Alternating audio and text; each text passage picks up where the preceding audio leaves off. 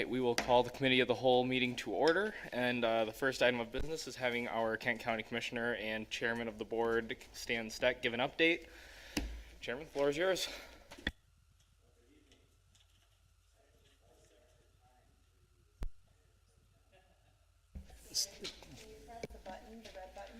Yes. It's a black button, but it goes red.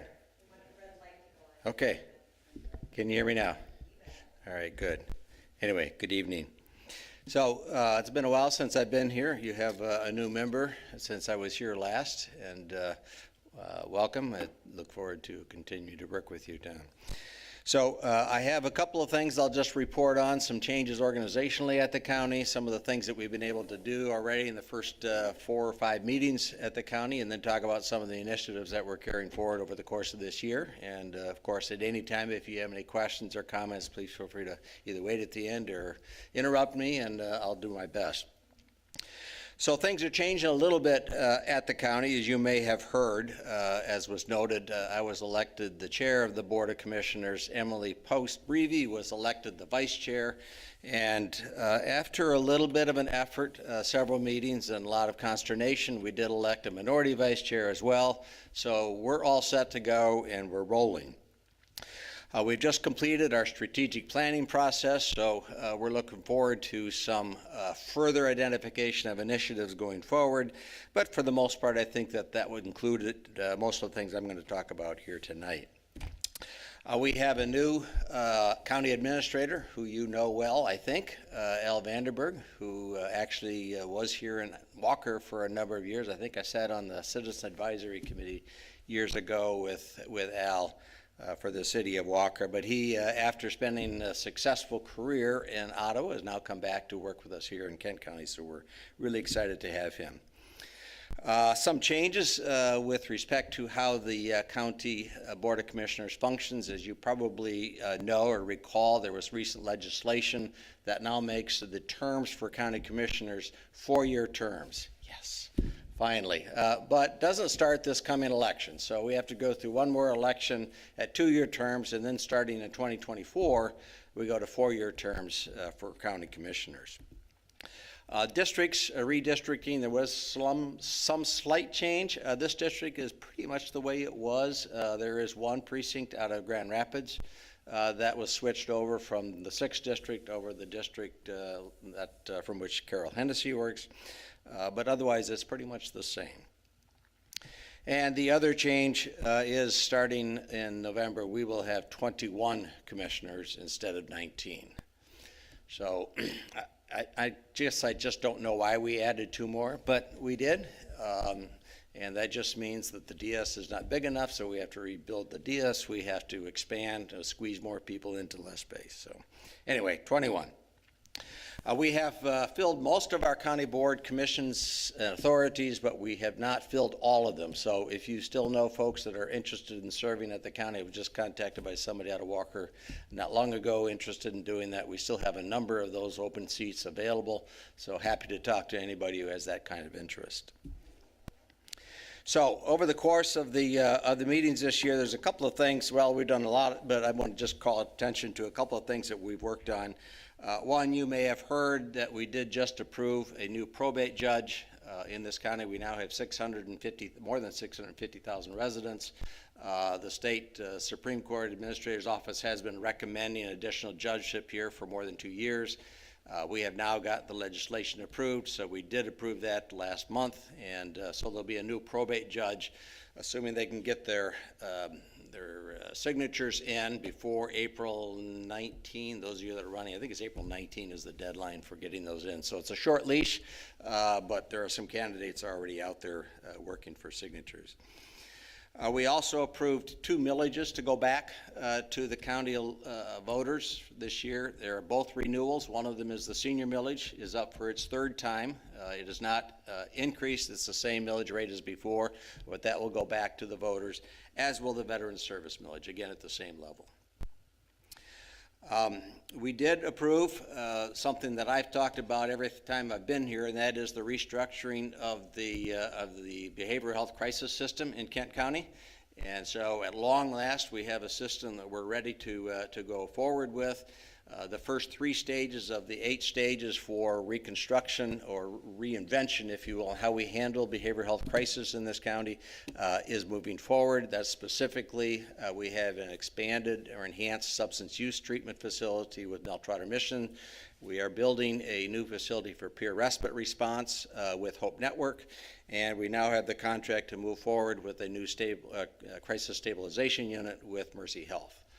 In addition to that, we are expanding our mobile crisis teams, starting out with the Sheriff's Department. We do have a quasi-mobile crisis system with Grand Rapids through the HOT team.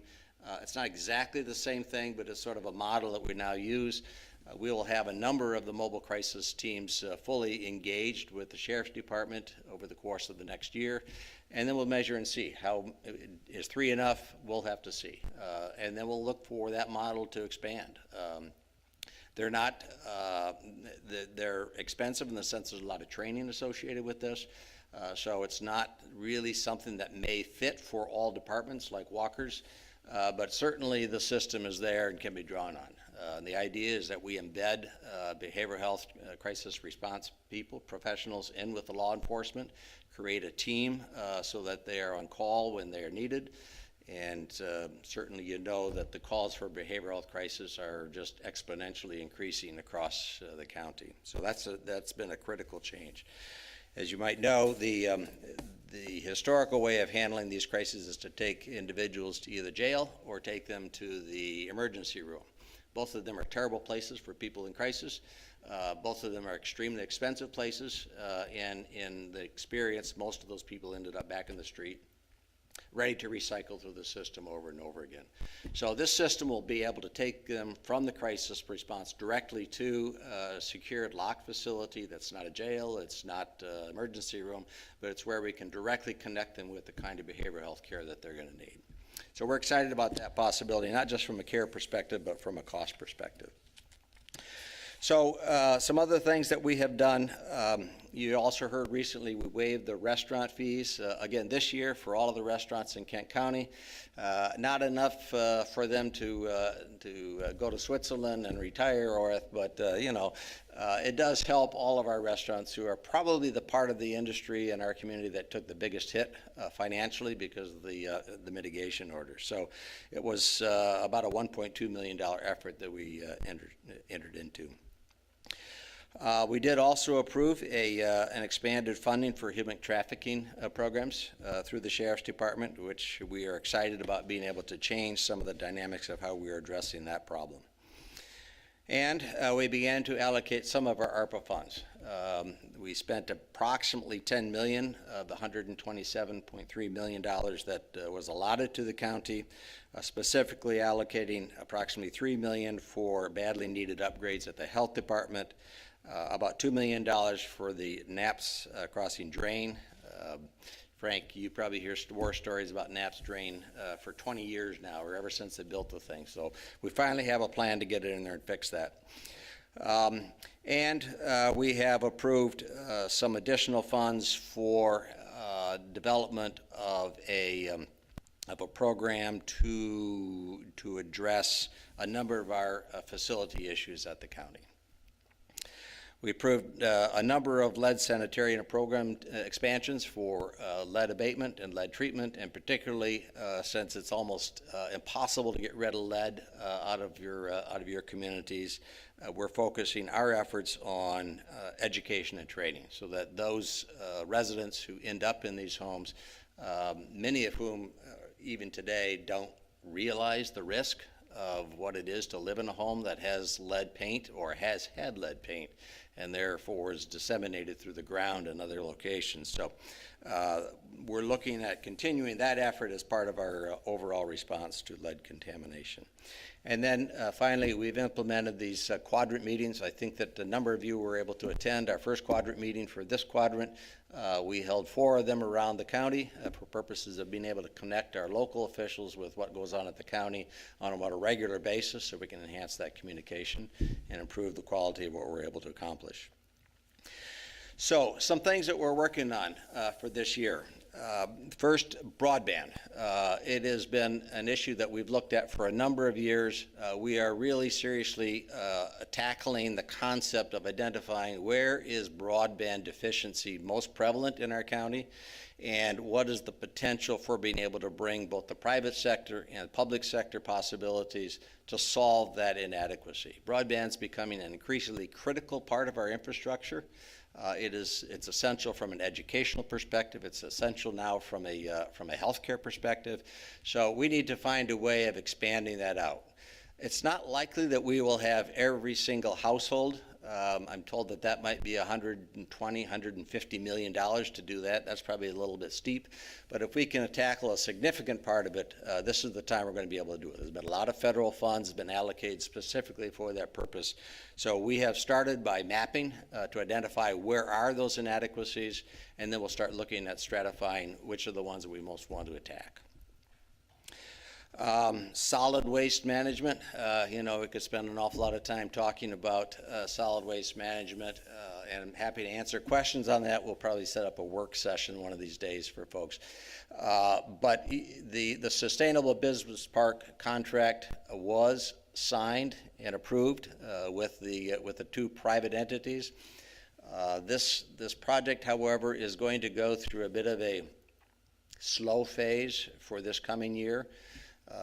It was felt at the DPW that instead of just putting a pause on the project to allow us to continue conversations with our Metro 6 and with our townships and with our haulers, all of whom we want to have on board to understand how and why we're doing this and what's the most effective way of doing this. DPW felt it was necessary to get at least the design phase going, and that requires us to sign the contract. So it is moving ahead with respect to the design phase. We built in a number of pauses in order to sit back and take a look at how that's working, and then to find the most effective way of getting everybody on board. A complicated process, as many of you already know, but we're going to continue to look at ways that we can get everybody enrolled on it. Amphitheater, seems like that's all I've been working on lately. We will probably get through the process of approving the amphitheater later this month.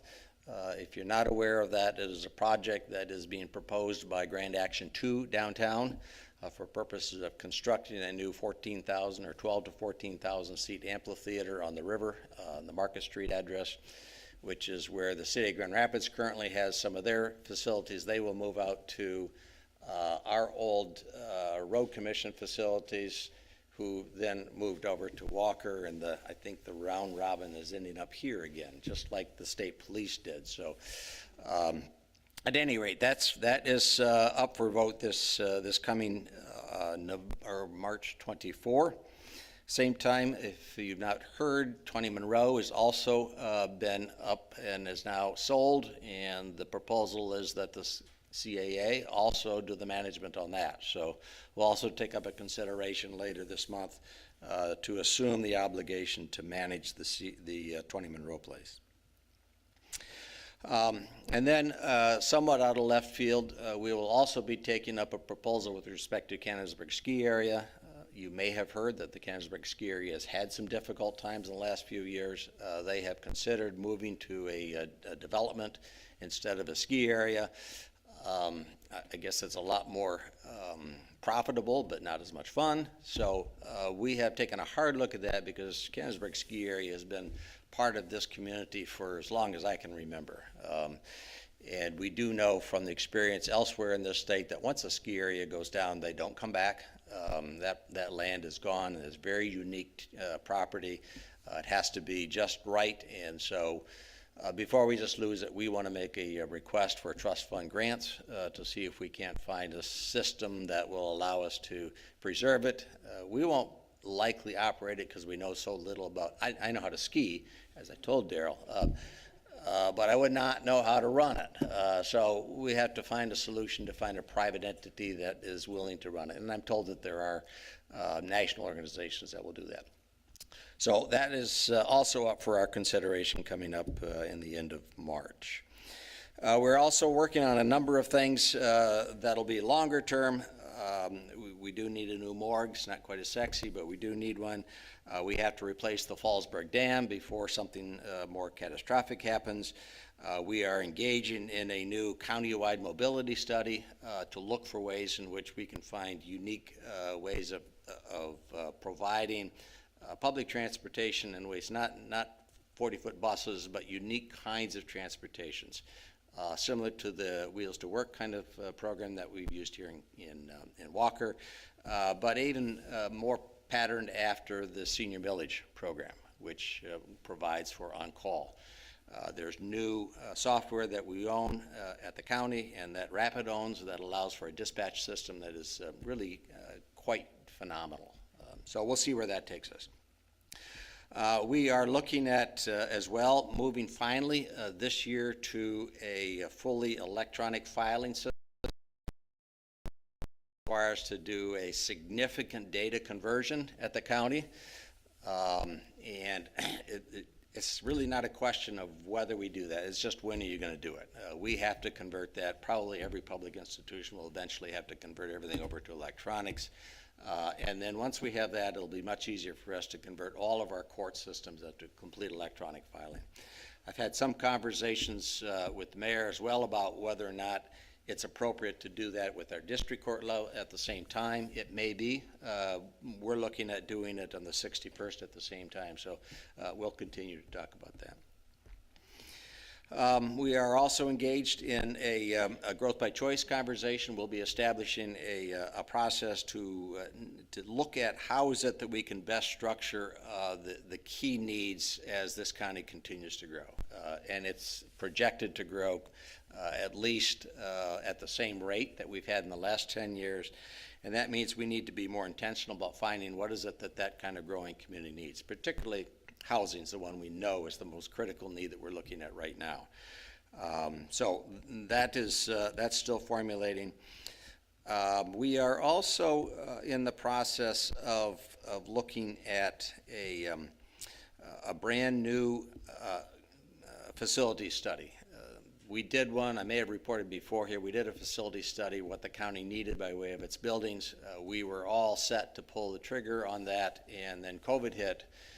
We put a hold on that, and now 2 years later, the world's changed a bit. And so we certainly concluded that study is no longer viable as it is. It needs to be reconsidered. We need to take a hard look at how staffing changes implement your needs for facilities. To what extent are we able to do work from home? To what extent are we compelled in order to keep our employees to do work from home? So those changes have to be cooked into that, and we'll redo it, take another look at it, but I suspect that we will look at a new restructuring, probably of a significant facility downtown, and then as well a new significant facility out on the Fuller campus. But don't know for sure, that's just what I'm thinking. So those are the kinds of things we're working on. We have a technology upgrade, we're restaffing, we're changing a number of the rules, but that in fact I can get into my standing rules because I really had to learn them this time around. But we're going to be taking another look at whether or not the system that the county uses for its standing committees is most effective. And that's not sexy either, but yeah, we're going to have to take a hard look at that this time around. So that's most of my time, but any questions? Wonderful. Thank you very much, Mr. Chairman. And boy, it sounds like not too much at all going on at the county, huh? Pretty boring. Members of the commission, do we have any questions for our Kent County Commissioner here? I had one question. Yes. Has the county acquired the state of Michigan building on the Fuller campus? The police building? Police building, yeah. I don't believe that it takes legislation in order to buy a building from the state. I don't know that that has been approved yet. I don't see any resistance to it. We did have this just not have been pushed through yet, but we have every expectation that will happen if it hasn't happened already. And then we'll, as soon as we get it, we'll tear it down. It's not a salvageable building. But it is the site is perfect for the county because we have a lot of other operations there. Stan, First of all, thanks for going through all that. I did attend one of Al's presentations out in, I missed the Walker once. I went to Plainfield Okay. Township. And he had a number of department heads there who went through what they're doing at Kent County. Really very helpful. You mentioned broadband, so did he. We're actually taking up some ordinance material tonight in a couple of places for small wireless and 5G, et cetera. So I just mentioned to Al that night, to the extent we can, work the seams between the city and the county on broadband, we're certainly Right. listening to. And then I also mentioned, I think it was Commissioner Glanville who got Darboss to come see us back in the fall, and we got a good presentation on the waste disposal process and the challenges, and I think we were all pretty receptive to where he's headed, and certainly I think we're all supportive as well. So I just wanted to inform him of that. That's it. Thank you. Yeah, thank you for your comments. Solid waste management is a huge issue, and it's complex, not just from an operations perspective, but from a political perspective, and we just need to do it right. What I say to start the conversation is we have about 1 million tons of trash here to start with, and at the end of the day, we have to do something with it, right? And how we manage that will be the measure of whether or not we are willing to be innovative and thoughtful, and whether we're willing to collaborate with every one of the constituencies and stakeholders in this county, because everybody's affected by it. So. Others? Yeah, Daryl? Stan, I'd just like to comment on that topic also. I just appreciate Al's involvement in the process now, and really appreciate the pause after the first year to see where we're heading, that everybody's involved, because you're absolutely right. It's a very complicated process, a very expensive project, and a lot of moving parts. So I think all the cities, I can speak for probably all the metro cities, that are very appreciative of the approach the county's taking on that now. So thank you and the board for that. Good. Well, and Al has been a proponent of that that process of getting the collaboration. We were heading towards a winners and losers conversation, and I wasn't comfortable with that any more than he was. So. Any others? All right. Well, thank you very much. I appreciate you taking the time to be here with us, and this, I think we'll all be looking forward to an eventful year for the county, and be sure to stay in touch with all of us. And of course, Commissioner Stek has always been very available to all of us if you have questions moving forward, I'm sure. Yep, absolutely. If you have any questions or concerns about what's going on, because you'll probably hear things, but feel free to reach out. Good. Thank you. All right. Next on the agenda for the Committee of the Whole, we had discussion of the consent agenda. This time around, it is just the bills. Anyone have any issues there? Just quickly. I don't really have any issues. I just wanted to quickly refresh, because Commissioner Gilbert and I are on ordinance, so I should remember this probably better than I do, but just to be clear, we're covering down on the state law and the requirements there. We're creating our own resolution to establish ordinances to monitor and control as best we can, given the authorities we have, 5G in the city, and we're able to, this is where I'm asking, I'm not sure I remember it right, we're able to protect aesthetics, and not having towers everywhere. We're able to protect that in the city, in the DDA, and in the other areas we designate, or other residential areas. Is that about right? Jump in and, okay. The answer to that question is yes. And essentially what it comes down to with this 5G technology and the small wireless set of regulations and resolution we're going to look at tonight is the state stepped in and prescribed what local communities can do when it comes to the regulation of these small wireless facilities.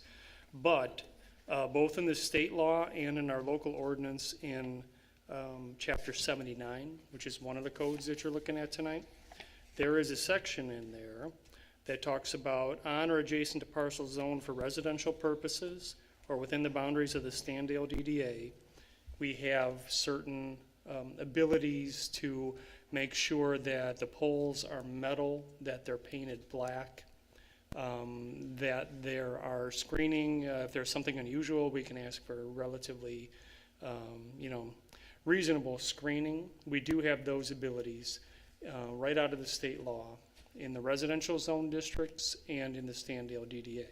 Now, on the other properties outside of that, we're going to have to, we will certainly advocate for metal poles that are painted black, but it all really depends on what the providers are going to come in with. I included a photo of one from a few years back already. They're not attractive. It looks like a telephone pole with a small silver garbage can on top. I have a feeling that the technology has changed since then, because those snuck under a Metro Act permit years ago. So I'm hopeful that even the ones outside of residential in the DDA will be more attractive. We can certainly push for that. However, the state law clearly states that we can't get in the way of the utility companies wanting to put these in and place them. And the challenge is if we can't require co-location, which we can't, there is a risk of having quite a few poles out there in our right of way. I don't think anybody's happy with that. And we got around that when it came to the big cell towers, because we were able to require co-location, and it made financial sense because those big towers are a lot of money. These small poles are probably, not insignificant, but they're a heck of a lot less than a cell tower. So we may see some competition between the providers. They're probably going to try to ride under the state law and say, you can't get in the way of my business plan. You can't question my business plan. And that's what was different about the cell towers, is we actually had the ability under federal law and under, I don't think there was state law, but federal and then down to local, where we could say to the providers, hey, can you show us some data that this pole actually is filling a need? And then there are various ways to see where there were gaps in the system. We can't do that for these small cells. Yep, I remember when it was 4G, we would look at the heat maps of Yep. service coverage and have the opportunity to kind of have that discussion with the providers. And certainly the more recent state law pertaining to small cell and 5G has totally changed the game for us at the local level and our ability to really have a hands-on approach with this stuff. And, it really is just state preemption on that front. And as far as these ordinances are concerned, I think we're doing what we can and what's allowable under state law, but by and large, we're pretty much constricted in what we have the ability to do here. Were there any other questions on the resolutions? Okay, and then I think the only other thing we had on the agenda, because the resolution and the ordinances are both pertaining to the small cell piece. Tonight we will be accepting the resignation letter from our city clerk. She has come upon her retirement, and that will be a procedural piece that we'll take on at the 7 o'clock meeting here. So any other questions before we get the other going?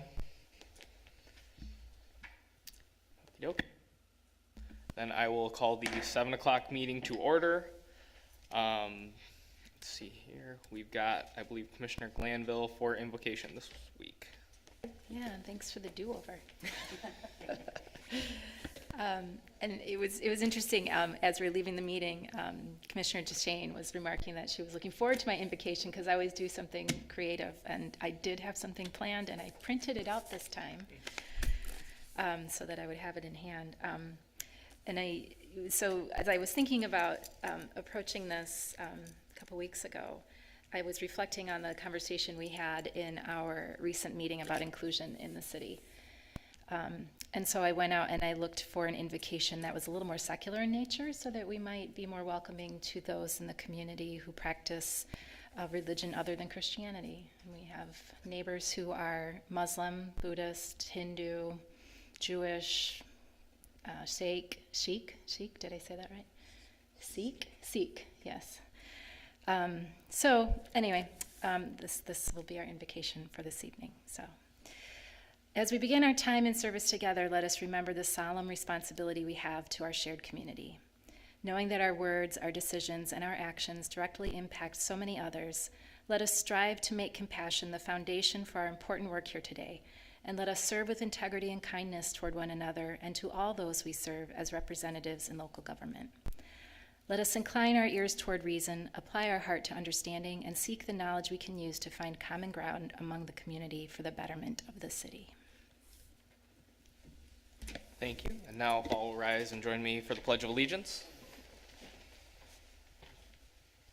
Allegiance to the flag of the United States of America and to the republic for which it stands, one nation, under God, indivisible, with liberty and justice for all.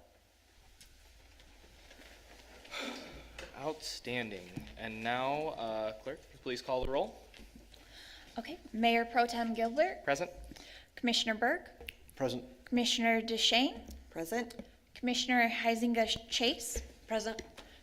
Commissioner Groders, Present? Commissioner Glanville. Present.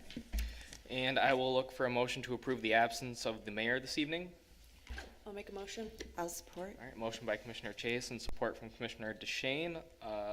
All those in favor signify by saying aye. Aye. Those opposed? All right, the absence is approved. And next we have the approval of the minutes from the February 28th meeting. Is there any questions, concerns on the minutes? Seeing none, I will look for a motion. Motion to approve the minutes. Support. Motion Commissioner Berg, support from Commissioner Glanville. All those in favor say aye.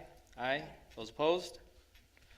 All right, minutes are approved, and we are on public comment on agenda items. If you have any public comment pertaining to anything on our agenda this evening, please come forward and state your name and address for the record. Yeah? No? All right, then we will move on to the consent agenda. And for the consent agenda this week, we just have the expenditures in the amount of $418,000, $418,768.97, I should say. Commissioners, any discussion here? All right, then I will look for approval. I'll make a motion. Support. Motion from Commissioner Chase, and I'll take the support from Commissioner Groders here. All those in favor signify by saying aye. Aye. Those opposed?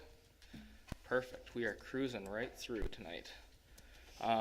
Next, we have other business and updates, and tonight we'll be accepting the resignation of our City Clerk Sarah Bydalek effective April 1st, 2022. Obviously, our city clerk has been a great asset to our community and has done a lot of great work in the clerk's department to modernize and move forward the department over her time working for the city.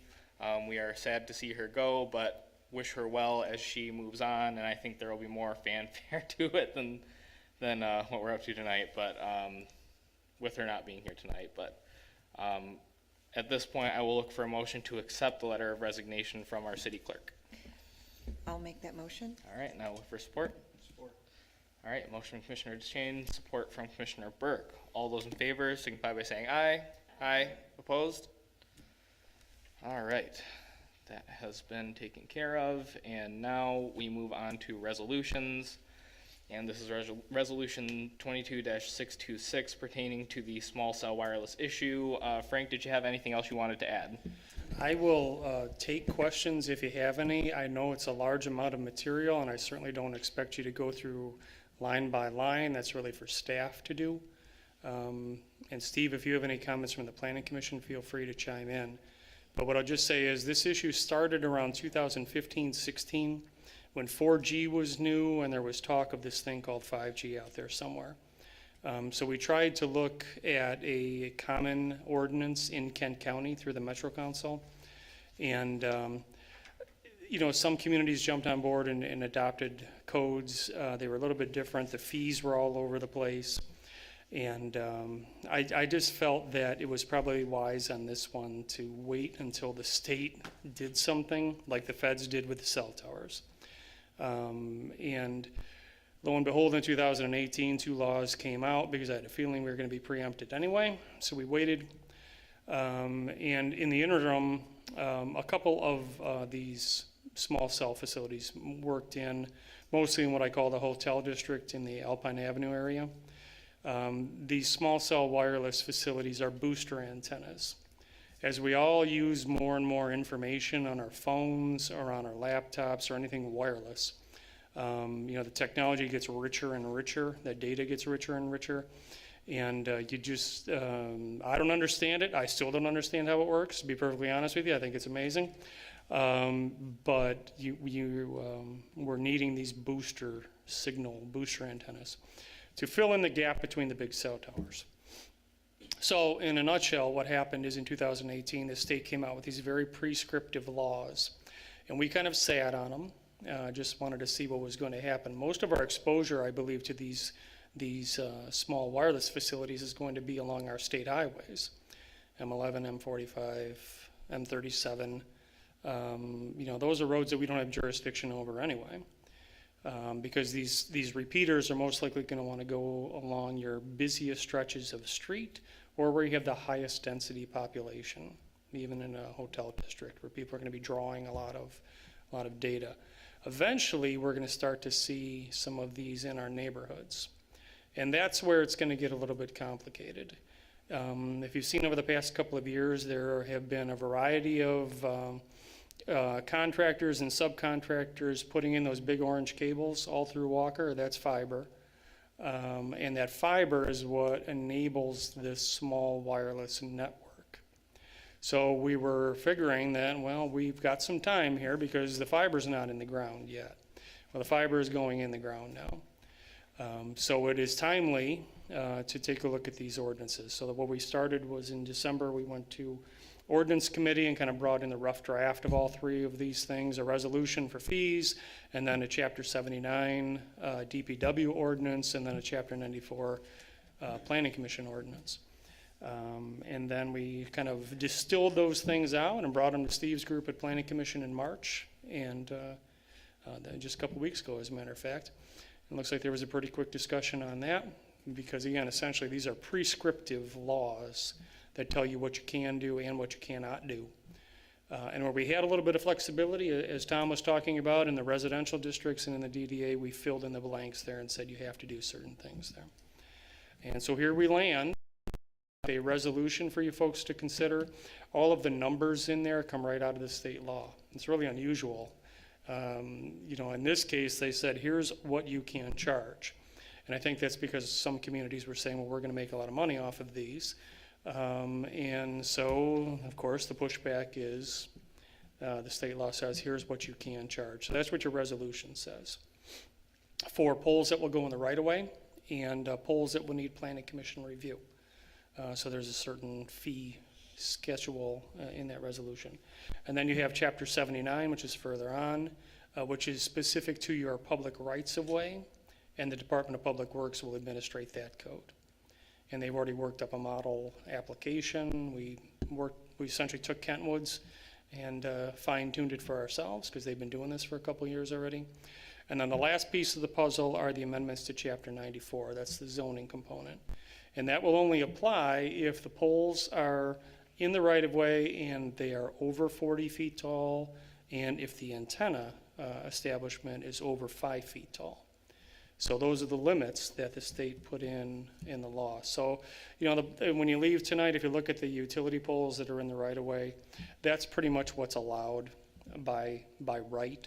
If they want to go bigger than that for some reason, then they'll need to go to Planning Commission for review. And interestingly, why I kind of had a bad taste over this whole process over the past few years is there was a monopole, a 120-foot monopole proposed without our knowledge, at M45 and right adjacent to McDonald's. So what is that, St. Clair? In the parkway, a 120-foot monopole. And the only reason we knew about it was because consumers people gave me a call and said, hey, do you know they're going to put a cell tower in that 8-foot strip? And I said, no. So I told our city attorney that I just didn't feel that the companies, the broadband companies, were negotiating in good faith, to use a legal term, It was helter-skelter, and I was like, no, we need to look out for the best interest of the city here. We're going to say no until this thing matures a little bit.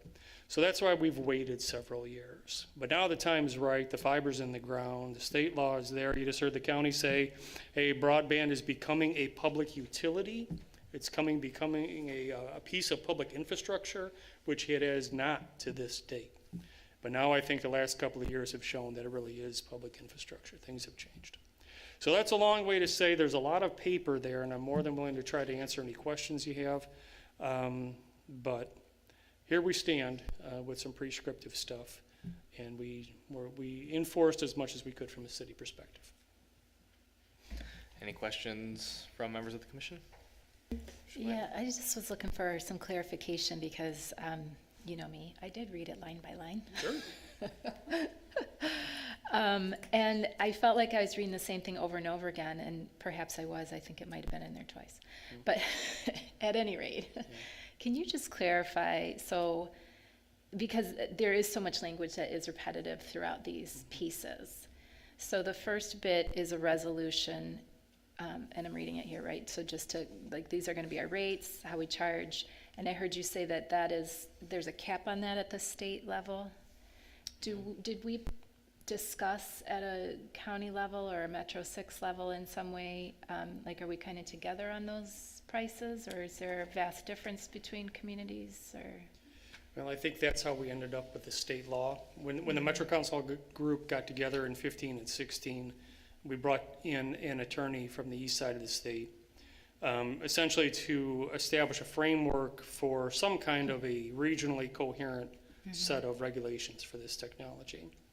And some communities said they were going to charge X, other were going to charge Y. So then the state law came out on the backside of that and said, here's what you can charge. So we're kind of locked into that. Once the state comes down and prescribes something, the way the laws are and the way Michigan law works, we're limited by those things. So they're telling us there's no room, it's not like 0 to 10 and we pick, it's you must charge this much. Well, I think those are maximums that you can Right, charge. that's what I was curious about. So we put the maximums. I think Okay. everybody went to the maximum Okay. in there. I was just curious how much, and you mentioned that we used Kentwood as an example here. And again, just out of curiosity, do we know how our ordinance aligns with other communities in the area? I would say that the communities like Kentwood, when we look at other people's ordinances, we usually try to find, number one, what's similar between communities, and the other is what's working someplace else. And Kentwood's they originally passed their own laws, their own regulations and fees, and then they had to go back and change them when the state laws came through. And they also have 2+ years of working with this technology already. So, also city attorney in Kentwood. So we said, hey, Kentwood is a good example for us to follow here. So let's start with where they're at, which is almost identical to what you folks see here today. Again, because of the way that those two state laws, PA 365 and 366 of 18, they're so prescriptive, you really don't have a lot of wiggle room in there. So do they align? I would say yes, because really it's just taking the state law and putting it into local language, and then putting the flavor in there for what do we want to do in our residential districts in our DDA area. Okay, thanks. And then can you clarify for me the difference between the two ordinances? So as I understand it, Chapter 79 is brand new. And then what is Chapter 94? Is that pulling things out of the Code of Ordinances and putting them into 79? Like what are we doing there? Here, I don't want to confuse you too much with the details of how these ordinances all snap together, but here's the Cliff Notes version. Chapter 79 is a non-zoning code. Okay. It is a regulatory code for activities in the public right-of-way, administered by the Department of Public Works. So what happens in there, the things in the right-of-way and permitting, that is the purpose of Chapter 79. The way the state law is written, if a provider wants to come in and do a pole in the right-of-way that's taller than 40 feet, or the antenna structure that's taller than 5 feet, then that triggers a special exception use at the Planning Commission level, public hearing. So that leads to Chapter 94 amendments. So the 94s are a patch The Chapter 79 is really new stuff for this new technology. Both come right out of the state law. We already have special exception language and procedure in Chapter 94, but we didn't have the specific language for small wireless technology. So that's what you see in 94. It's additional for this new technology. Okay, thank you. Okay.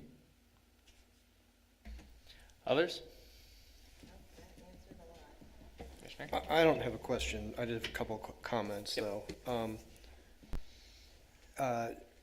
First of all, 5G, going from 4G to 5G requires these small repeaters, right? You know, because there's so much more data coming and going.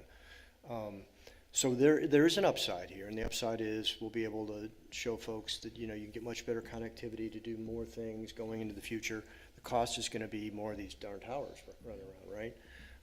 And DPW is going to be busy with Jake working all this right-of-way stuff.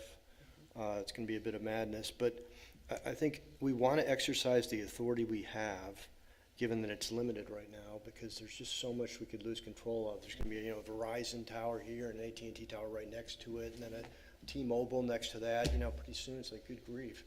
So to the extent there are ways for us to combine poles, combine security cameras, lighting, all these other things that we really need anyway, you know, we got to be constantly trying to find ways to drive towards that objective. And then there should probably be a notebook of grievances when in a few years we need to go back to the state and tell them to modify their law for these reasons, especially as we get momentum among the 6 cities. Maybe we can start to, because there's some history that, as I understand it, that this thing was put out without a whole lot of baking, time in the oven. So as we learn more things, I think we need to be ready to go back and get modifications appropriately. But I think we are where we are now, and we just have to be smart about trying to drive forward as best we can. Thanks. Yep, and to Commissioner Burke's point, this was lame duck legislation in 2018. I was there. I remember it coming down hot, and it looks like lame duck legislation. It really is just kind of one of those things, and hopefully everything will go off without a hitch, and as changes are needed, they will occur. But at the point where we're at now, I think we're kind of expected to adopt the ordinances as they are structured and do what we can for our part. But I think we are where we are with them. And if I could have one more thing, Yeah, Commissioner. please. If these things are proposed in residential areas, we will let the ward commissioners know, because I guarantee you're going to get some questions about what's going on there. We're going to construct all of this new data in our GIS system. So that's one of the requirements, is we're going to have to get X, Y's, and Z's, which is all the, you know, here's where it's at, here's how tall it is, here how it connects in. So we're going to keep a good set of data. But then if they land in your neighborhood, we're going to let you know before they're going up. Because I have a feeling that they're probably going to come in batches. It's not going to be one. It's going to be, you know, in this neighborhood, we need to put in 25. So we'll certainly keep the conduit open for you folks to let you know what's coming. Okay. All right, anything else? Then I will look for a motion on resolution 22-626. I'll make a motion. Second. All right, motion Commissioner Glanville, support from Commissioner Burke. All those in favor say aye. Aye. Those opposed? All right, the resolution is adopted. And moving on to the ordinances, again, this is the same subject matter. And this is the amendment to Chapter 79, Ordinance 22-665. I will look for a motion on this. So moved. Support? Support. All right. Motion by Commissioner Groder, support from Commissioner DeShane. All those in favor say aye. Aye. Those opposed? Okay, and then we are on to the ordinance amendment 22-666 to amend Chapter 94. Again, I will look for a motion. I'll make a motion. All right, motion by Commissioner Chase and support from Commissioner Glanville. All those in favor say aye. Aye. Those opposed? Okay, we have made it past the small cell wireless issue and have adopted all of the ordinances and resolutions necessary. Congratulations, folks. Yeah, first reading. All right, other public comment. Mr. Parent, interested? I do have one thing. Wonderful. Not in Yep. We are on the other public comment section, so the floor is yours. For the record, Al Parent, 2349 Glen Valley. And the historical house, I understand we do not own that anymore as a city? Correct. What's going to happen there? Who purchased it? I've had people ask me for quite a while, and I've always been wanting to ask this question. Yeah, the holding company that owns Quality Edge next door is the one that purchased it. I don't know what their plans are for it now, but they purchased it because it was adjacent to their property. Did it have to go out to like? Yeah, we had a whole public bid process. Oh, there was? We Okay. received 2 bids, and they had the higher bid, so that's the one the city accepted. How much did it sell for? No, I think it was 120,000 maybe. That's all? I believe it was. Wow, that was a bargain. Yeah, we had it appraised, and that's Okay. what the appraisal was, Okay. and we took the highest bid that met the appraisal, so. Well, I remember back when I was on the city commission, many years ago now, there was talk, they wanted it, and they wanted to make it a guest house. They were gonna turn it into like I guess almost like a bed and breakfast kind of place, just for their own customers, and so maybe that's, Yeah, they haven't come in with any plans for it yet. yeah, maybe Yeah. that's still their Demolish thinking or- though. It kind of made sense. Yeah, I think the condition of the house probably begot the pricing of the sale. Okay, I know, it needed work, of course, Yep. but it just seems like in today's real estate market, that's a heck of a bargain, just, even for just the property. Yeah, was that a year ago now? Yeah, I think it was 2 years years ago. ago? Over 2 years ago. It's before COVID. Wow, holy cow. It's been that long, okay. Like I pre-COVID. said, I knew it had been sold, I just didn't know. Yeah, my gosh, because I Didn't know drive the by it details. every day. I just look at it, I'm like, oh. There was damage there too. There Yeah. were people that broke it. Yep. Okay, well, I know it need a lot of things, but, and then what's the status then, what's the city want to do as anything as, to keep our historical items in, or build something else, or what's? I think that we had moved all of the historical pieces out of the building, and I think that we continue Any to have plans on what they're gonna do as far as? Yeah, I think we're continuing to have discussions about that, and the historical commission is continuing those discussions as they continue to meet. Okay, all right, thank you.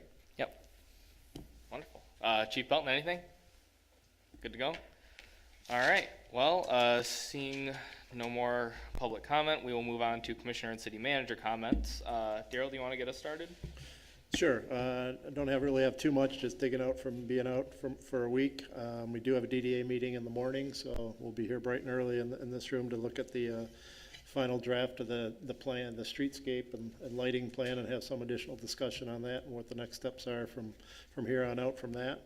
And then, as with the clerk's resignation, we have 30 days from April 1st to fill that position, so we'll continue to have discussion what that's going to look like and what the process will be. So more to follow on that. We don't really have a formal plan together at this point, so more discussion to follow on that. That's it. And just at the next meeting, just as a reminder, on the 21st, we're planning on having the work session on the library community center following the presentation we had in January. So that will be next Monday.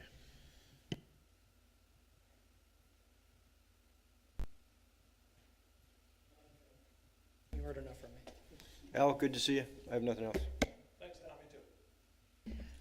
No, I'm just really happy that Stan came. I think that's really great that he kind of keeps us abreast of everything that's going on, and that was a lot.